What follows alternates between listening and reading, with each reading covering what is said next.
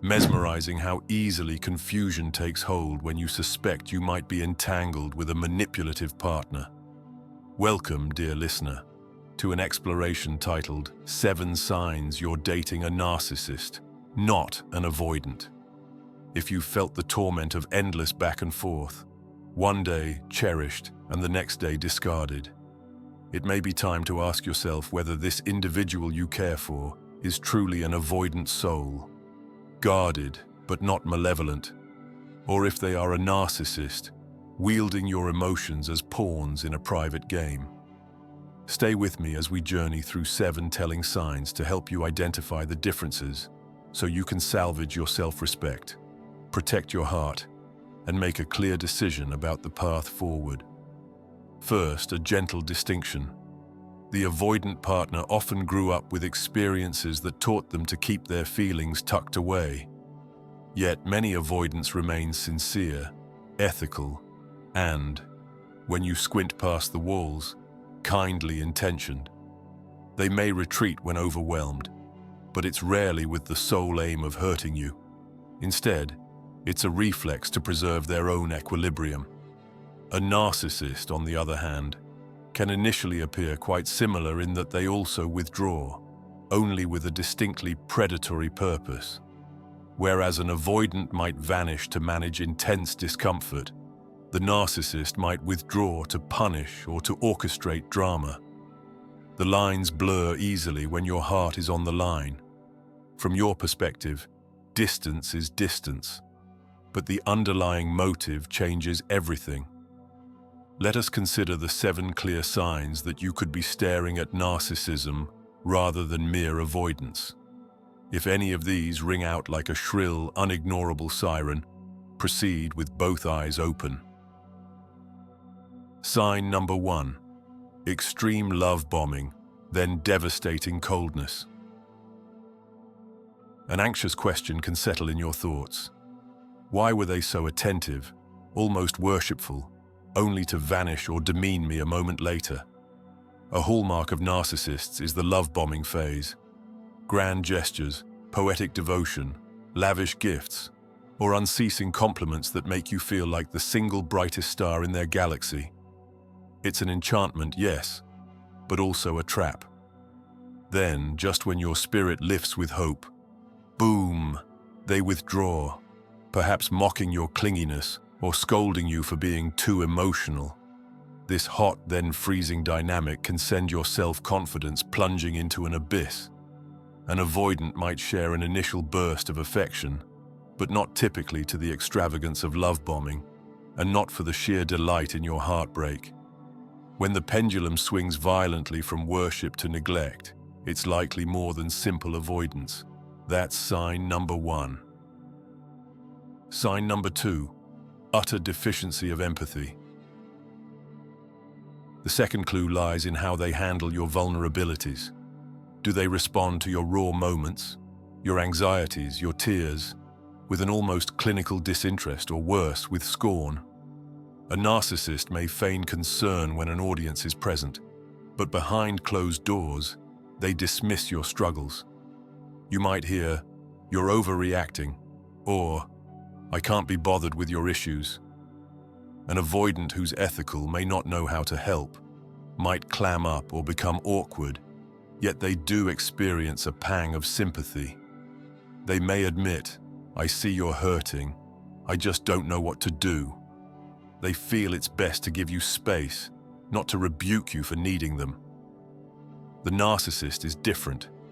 They treat your pain as a nuisance, or worse, a convenient weakness to exploit. That stinging disregard for your emotional life is sign number 2. Sign number 3. Strategic silence as punishment. Third, examine their manner of withdrawing. Ethical avoidants vanish when they're overwhelmed. They rarely relish your suffering as they do so. A narcissist brandishes the silent treatment like a whip. They know precisely how to disappear at the moment it will hurt most, perhaps right when you voice a legitimate concern or ask for a favor. Narcissists see your distress as proof that their tactic works. You might notice they return from their silence only once they expect you to be properly chastised, softened, or contrite. Silence becomes a currency with which they buy your compliance. Meanwhile, an avoidant individual might go silent for a few hours or days to regain composure, but not deliberately to keep you on emotional tenterhooks. If it feels malicious, sign 3 may well be flashing. Sign number 4, control freak behavior. Consider this. You propose a weekend getaway or new holiday plan. Immediately they cut you off. No, we're doing it my way. Zero negotiation, zero interest in your preferences. Or perhaps they engage in more cunning control, offering seemingly warm suggestions that ensure their demands always top your own. A narcissist thrives on exerting dominance in scheduling, finances, even the smallest daily tasks. They become incensed if you resist, as if your free will is an offense. Avoidants can be stubborn in defending their comfort zone, but typically, if you negotiate patiently, they'll cede ground or show some willingness to compromise. The narcissist, instead, roars with indignation at the slightest challenge to their sovereignty. That unyielding stance on controlling the relationship is sign number 4. Sign number 5. Public charm, private malice.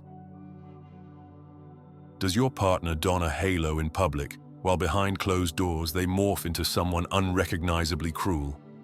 This Jekyll and Hyde routine might trick your friends into praising them as sweet, chivalrous, or charitable. Meanwhile, you stand dumbfounded. Why am I the only one seeing this monstrous side? Avoidance can indeed be more reserved outside and private inside, but a pronounced split between saintly public persona and brutal private attacks is standard fare for narcissists. They relish external admiration, but resent giving you consistent kindness, especially if there's no one around to witness it. If you find yourself alone in the reality of their savage tongue, while all external acquaintances see them as an angel, that's sign 5. Sign number 6. They're never to blame. Scan the archives of your arguments. Are you perpetually cast as the villain? Does each conflict, no matter how it begins, end with them proclaiming your guilt? Even if you produce calm evidence or a heartfelt confession, somehow it's still your fault, or your mother's fault, or your cat's fault, or society's. Narcissists skillfully dodge responsibility, weaving convoluted tales that shift accountability onto anything but themselves. Avoidance, ethically speaking, can seem reluctant to accept blame if they truly don't see they've done wrong. But in a more balanced moment, they'll often concede, "I see how my withdrawal hurt you," or "I wasn't around when you needed me." The narcissist loathes such admissions. The mere concept of personal fault is an abomination to their carefully constructed image. Should you witness that reflexive blame-shifting and zero accountability, mark it as sign number 6. Sign number 7. Trampling boundaries. Picture yourself kindly stating, "I need some alone time," or "Please don't read my messages," or simply saying no to an inconvenient request. The narcissistic partner disregards or even ridicules your boundary. "I can't believe you do this to me. This is trivial." They interpret your rightful boundaries as obstacles to be bulldozed. They might mock your boundary as a sign of your weakness or refuse to comply unless you offer an emotional ransom. They see your no not as a respectful preference, but as a challenge to their unbridled will. An avoidant partner might sigh in relief if you carve out solitary hours for each of you.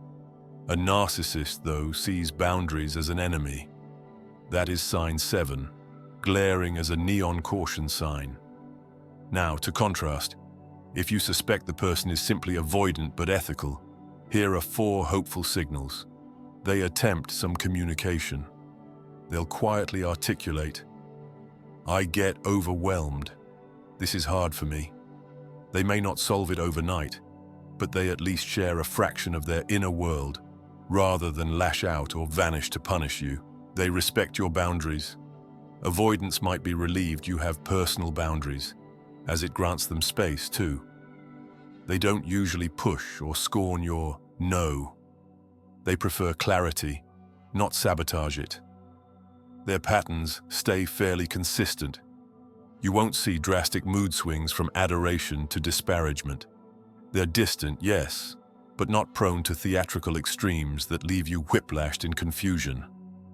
They show up when it truly counts. In dire straits, like a crisis, illness, or sudden upheaval, they do muster help. They might not coddle you with sweet words, yet they step up out of genuine care, not for recognition or future leverage. If, based on the 7 signs, you see a glaring pattern of narcissism, it's time for firm boundaries, self-protection, and possibly enlisting professional support. A manipulative partner seldom changes without severe wake-up calls, and even those yield no guarantees. Prioritizing your emotional health and sense of reality stands crucial here. If, on the other hand, you observe more of those ethical, avoidant green flags and fewer red ones, you may be dealing with a guarded partner who yearns for closeness but lacks the skill or trust to sustain it. With patience, empathy, and structured methods, like specialized coaching or therapy to address attachment issues, improvements can indeed bloom. This knowledge might offer you clarity, delivering that moment of lucidity so you can weigh the odds. Is your partner uninterested in harming you, but fumbling with closeness? Or are they engineering harm or manipulation as a twisted means of personal gratification? The difference is monumental. Remember, you deserve a love that does not revolve around subjugation, confusion, or emotional torment. Nor should you be misled into labeling your partner just avoidant when they prove to be something far more destructive. Let the 7 signs guide you.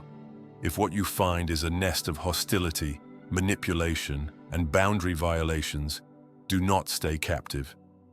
Yet if a sweeter, more wounded narrative emerges, someone shy of conflict, uncertain of vulnerability, but not cruel, then perhaps there is hope for healing. Such a dynamic may respond beautifully to gentle but persistent attempts at bridging the gap. Take these insights, reflect upon your partner's behavior, and trust your intuition if your heart quietly whispers that something is deeply amiss. Identifying a narcissist can lift the veil of confusion, freeing you from the swirl of false hopes or self-blame. Clarity can be a lifeboat in a roiling sea. May you find it, secure it, and sail on to calmer shores, where you can love and be loved without the choking grip of hidden agendas. If you believe this video might help someone dear to you, share it with them. A small gesture on your part could mean the world to a friend in need.